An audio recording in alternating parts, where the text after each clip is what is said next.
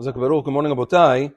During the period of Sfirat HaOmer, it's customary to expound and to discuss the words of the Chachamim in Pirkei Avot in order to better ourselves in preparation for Kabbalat Torah.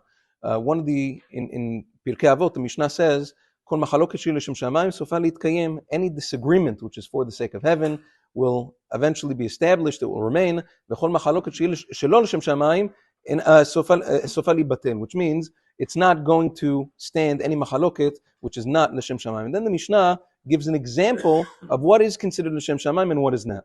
Says the Mishnah, "Ezoi machloket shel l'shem shamayim, zo machloket hillel v'shamayim.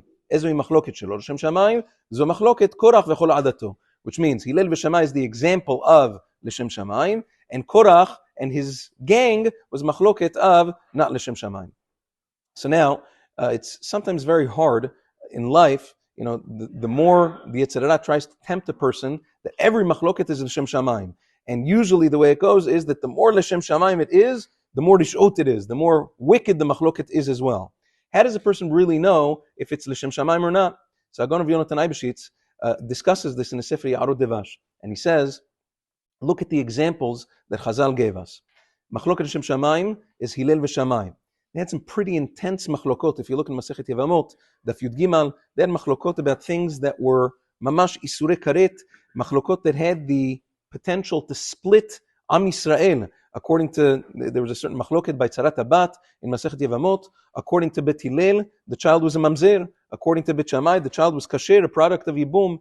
And yet, says the Mishnah, Ve'afal pichen lo nimne'u elu minisah et elu. Nevertheless, they kept marrying one another. They had mutual respect and love for one another. And anytime there was such a child, Bet Shammai would say, Bet Hillel, don't marry this one, this is not good. But they kept the love among them, in spite of the fact that there were, a very, very harsh machloket ba'alacha, but they remained friends and they remained, in a very high spiritual level. That teaches us that was l'shem shamayim. As a result, as opposed to korach va'adato, over there's tremendous hatred and anger and jealousy. So over there, that already was the indication that it wasn't l'shem shamayim. So although the Yetzer Hara may tempt a person to say that everything's l'shem shamayim, but that's the gauge that a person should use as given to us by Chazal. Have a wonderful day.